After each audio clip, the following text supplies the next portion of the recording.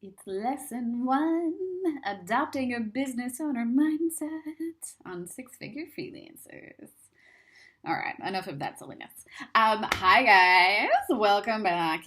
Lesson one of the kickoff. This is the kickoff. This is really the first, really deep work that you're gonna do in this program, and I'm so excited. And it's actually pretty simple what I'm gonna ask you to do today. So number one, we're gonna talk about what business owners do differently versus what a typical freelancer does. So if you have arrived into the six-figure freelancers program because you attended one of my webinars previously, you've probably heard me talk about a lot of this.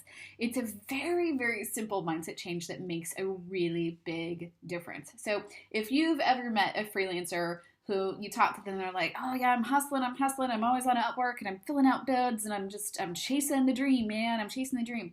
What they're doing is really job hunting over and over and over and over again. They're not building a brand, right? And so I want you to adapt the mindset that you are a business owner and you are building a business. And instead of focusing the majority of your energy on sites like Upwork or Freelancer or Craigslist or whatever the kids are using these days, you're going to actually build a business. And you're going to do what it takes to build a business, which is building a brand and investing yourself in time and money into building a business and repeating, making systems that are repeatable.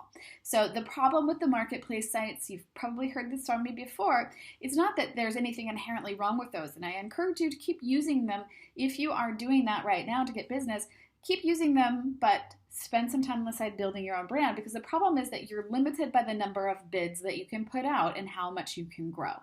Right? With a business, when you start building a business, you start building an online funnel, you can bring in more and more clients with less effort, right? Because you can share a message once, as I have, if you think about it, like you joined a webinar and it was you and probably 50 to 100 other people learning from me, and a certain number of those people become clients or will become clients down the road. Now, instead of me going out and bidding, reaching out to each one of you individually, inviting you to the program, right? So it's just more scalable when you start building a business and you start putting in those programs and promotions in place, and you don't have to spend all your time bidding. So here are some things that freelancers do, typically the struggling freelancers do, that business owners would not do. So business owners are not going to just sell their skills. They're going to sell a solution, right? They're going to sell a package and a solution to a client problem, versus a freelancer that's like, I can create a logo. I can create a brochure. That's not necessarily a problem.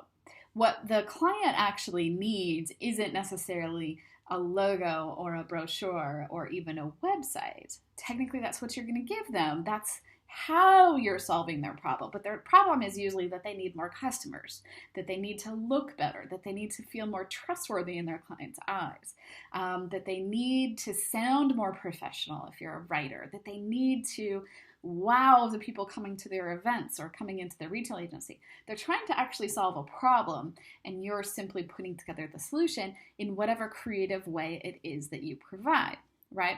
So you don't want to sell just skills, you want to sell the solution. Also, the struggling freelancers that I see often really just don't have a clear strategy in how they talk about themselves or promotion. There's not a lot of consistency in what they do. They're usually really disorganized, and they're spending a lot of time on things that don't matter. One way that you can start to wonder if you're working on the right thing is ask yourself if the item that you're working on is going to lead to more revenue. Is this revenue producing? What do I mean by that? Is this something that is ultimately going to get you closer to having a client or getting in front of a client, or not? Are you just pixel pushing and trying to make things perfect, right? These are some things that are differences between freelancers and business owners. And now I'm not suggesting that the work that you actually do shouldn't be beautiful and wonderful and that you can't tweak, but don't focus on that over the other stuff, over the fundamentals. I want you to start to fall in love with the clients and the people that you serve and start create solutions for them rather than focusing on individual one-off things that you can sell or focusing on your skills. So that's what you're going to do today. Go ahead and read below some of the stuff. I've listed out all of kind of these behaviors, and then the first exercise is really just to reflect back on that in your own life and see what you've done, either if you're currently freelancing, if you're struggling from any of these, if you've tried freelancing before and you've struggled with any of these. Look at the decisions that you've made in the past or the ways that you have maybe kept yourself from success by not really thinking like a business owner, and start to flip that switch, okay? And then number two, we're going to keep this a little brief, is really about managing your emotions, and they go hand in hand. So as a business owner, you cannot be a slave to your emotions anymore or to fear. Right? This is something that I struggled with for years, and I still see it all the time. So one of the reasons that I'm doing this program really is that when I left to travel with Remote Year in January of 2017, I started getting contacted by a lot of people asking them how it was that I was traveling the world, how I ran my freelance business, how I could do that, all of that sort of stuff. And so I decided to create this course really to help them, because I was in all of these digital nomad forums and freelancer forums, and I'm just seeing these people that are doing, frankly, boneheaded things, with the constant Upworking and not building a brand, and like, I need a client, but I don't have a website, and things like that. We'll get into all of that later. But the other thing is, I've seen a lot of people be like, they're letting their emotions run their business. I'm trying not to throw anybody under the bus. Not that you would know these people, but the point is, I would see people that would be like, I'm having a rough day, and so, my business is in the trash, or a rough month personally because my boyfriend broke up with me, and so my business is taking a hit. You can't be that person if you want to be a successful six-figure business owner. You have to, at some point, compartmentalize your life. Right. And so this past summer, I got the opportunity to go to Date with Destiny and Business Mastery with Tony Robbins, which was mind-blowing, just amazing experiences. But he talked a little bit about this. And, Tony Robbins attracts a lot of people that come from tough backgrounds. I myself am a survivor of abuse. I'm a recovered alcoholic. I have a lot of trauma in my childhood that I've moved forward and I have transformed into an amazing freaking life, right? But what he talks about is that, he has the saying that, like, there is a part of you that might be hurt, and that part of you might always be hurt, but that part of you does not get to run your business. Right? So I want you today to look at, again, read the lesson, and then write down some specific examples that you can think of where perhaps fear or perfectionism or overwhelm or feelings of not being good enough or something somebody said or some codependence or any of those emotions that catch up with you has held you back in your business or from building your business and creating the life that you love. Now, I don't want you to judge yourself, and I don't want this to be an excuse to get into a shame spiral. We're simply taking inventory, right? So good business owners are always aware of the inventory. What do you have to work with? And, where are you going, right? These are things that business owners know. So you're taking inventory and you're looking at historically where you've had some issues with your life, with your business, your emotions, and you're just writing them down. You're just making a list.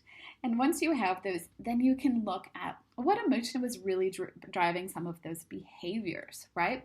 And so you're going to start to pay attention to those moving forward and not get stuck in them. You'll be able to say, hey, like for me, it's like, oh, little Kate is in charge right now. And then it's like, no, little Kate doesn't get to run the business. Little Kate gets to go play with her crayons while big Kate comes in and does the boss stuff, right?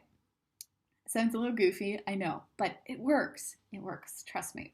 So for each emotion present, it reads this, you'll read it in the exercise. For each emotion present, I just want you to write down in your journal, say aloud if you need, that I will no longer choose to indulge in the emotion of X when it comes to my business. So what that looks like is, I will no longer allow fear to run my business. I will no longer indulge in fear when it comes to running my business. Okay, hope that makes sense.